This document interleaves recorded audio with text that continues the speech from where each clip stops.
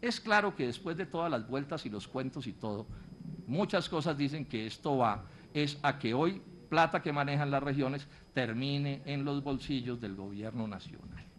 Esa es un poco la discusión, ¿cierto? Sí, ¿va a llegar más plata a Bogotá o va a llegar menos plata a Bogotá? Y sobre eso hay que decir que lo que viene sucediendo es extremadamente grave. El doctor Amílcar Acosta ya lo citaron aquí, pero lo quiero mencionar con más detenimiento. Nos dice que lo que ha venido sucediendo con respecto a las regiones en los últimos años es muy grave. Todos sabemos que a muchas regiones o a las regiones les transfirieron una serie de obligaciones. Hoy tienen una serie de obligaciones que hace una década o 2 décadas no tenían. Pero ¿qué ha venido pasando con los recursos? Lo que ha ido pasando con los recursos, y aquí hay que mirarlo todo, no solo las regalías, es que le vienen recortando la plata a las regiones. Acto Legislativo 01 de 2001. ¿Se acuerdan? Los maestros de Colombia se deben acordar. Fue el acto legislativo del doctor Santos como ministro de Hacienda que le recortó las transferencias de educación y de salud a las regiones. Acto Legislativo 04 de 2007. Otro recorte de transferencias ordenadas por la Constitución a las regiones. Dicen los gobernadores, según cita el doctor Amílcar Acosta, que de los ingresos corrientes de la región, de la nación, las regiones recibían el 48% en 1991 y reciben el 34% ahora, o sea, estamos hablando de un recorte bárbaro. En términos de plata, según los gobernadores, entre el 2002 y el 2008 se perdieron 27 billones de pesos, y entre el 2008 y el 2016 deben perder otros 49 billones de pesos. Entonces, aquí cuando se nos diga que es que a las regiones o a algunas regiones del país les está llegando mucha plata, pues hay que preguntarse, bueno, ¿y cuántas les han sacado? Es decir, todas estas cuentas hay que hacerlas completas, o si no, esto se nos vuelve imposible. La nación, dice la misma fuente que estoy señalando, se está quedando con el 82% del total de los impuestos que se recaudan en Colombia, los municipios con el 12% y los departamentos con el 6%. Toca, doctor Serpa, poner todas estas cifras, todas completas, o sea, el mapa completo, para que podamos hablar de lo que estamos hablando, si no el sesgo es inaudito. Porque lo que nos están diciendo es que aquí todo el mundo se muere de hambre, menos 20 municipios gobernados por unos pillos que se embolsillan la plata de los demás. Ese es el esquema que nos están poniendo. Así es como está puesto el debate en los medios de comunicación. Y repito, lo que haya de indebido, de corrupto, de ineficiente, hay que vigilarlo, pero hay que poner el debate con todo el cuidado donde debe ser. Concluyamos con esto. ¿Por qué esto? ¿Por qué esto? ¿Y por qué a este gobierno? Y este es, en cierto sentido, el punto clave del debate. ¿Qué es lo que pasa? ¿Por qué el gobierno sigue quitándole plata a las regiones? Y esa es su política. Es más, viene una cosa que se llama, es que le han dado 2 nombres, la regla fiscal, pero la reforma constitucional que la presentó el gobierno anterior es de la ley de la responsabilidad fiscal. Yo quiero llamarle la atención a los colombianos sobre esto.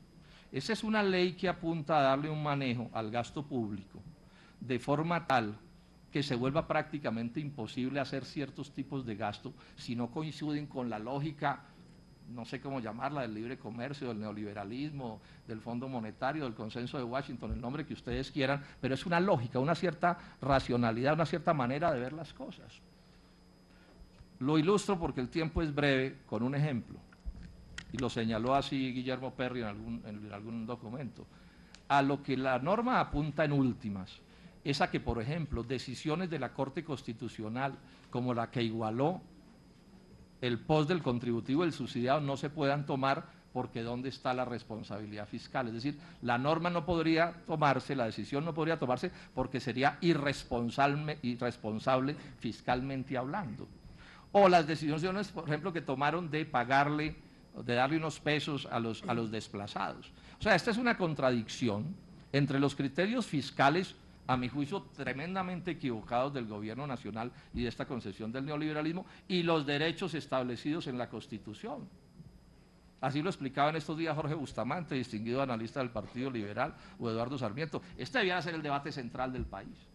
Bueno, y este asunto del recorte de las regalías está metido ahí mismo, porque al final a lo que apunta, ¿cierto?, es a resolverle problemas fiscales al gobierno nacional por la vía de golpear finalmente gasto público entre gente del común, que es la gente de las regiones. En general esos son municipios pobres, llenos de pobres, y eso es lo que les quieren quitar. Ahora, si eso es lo que se persigue, ¿qué es lo que finalmente está pasando en las finanzas públicas? ¿Por qué son por completo insuficientes? Porque al final el problema aterriza en eso. Bueno, tiene que ver con que este gobierno que acaba de salir gastó más de lo que debía gastar de acuerdo pues con un criterio fiscal más o menos sano. Y lo gastó más, esto hay que decirlo con toda franqueza, senadores, en buena medida en clientelismo. Un mal manejo del gasto público, porque hay que cuadrar votos para la reelección del presidente de la República. Pero además por otras dos cosas que yo quiero mencionar aquí. La producción colombiana está siendo literalmente destruida. Este no es un proceso que sea como que cae un rayo, sino un proceso largo, empezó en 1990.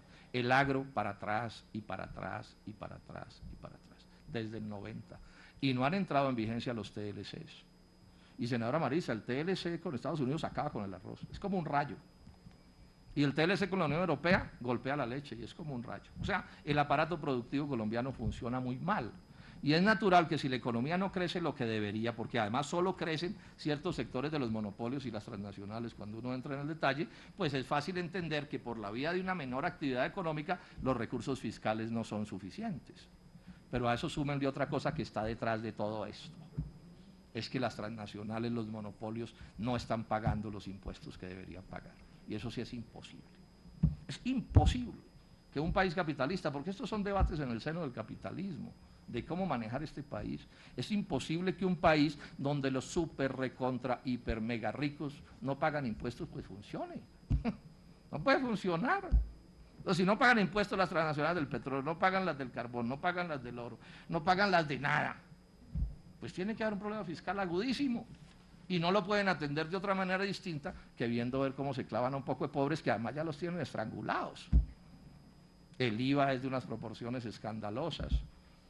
Y ahora vienen pues, digamos, para terminar raspando la olla. Todo al final, algún día haremos este debate con más detenimiento aquí, solo en este aspecto, para favorecer los intereses de las transnacionales.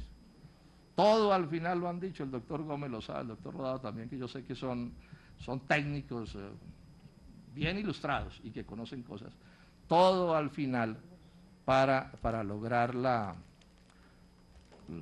eso tiene un nombre, que es como una especie de bendición de las firmas calificadoras de riesgo a la economía nacional. ¿Cómo se llama, doctor Gómez? Es para lograr la calificación de riesgo, que es decirle a las transnacionales, vayan a Colombia y hagan de las suyas, que el riesgo allá es pequeño.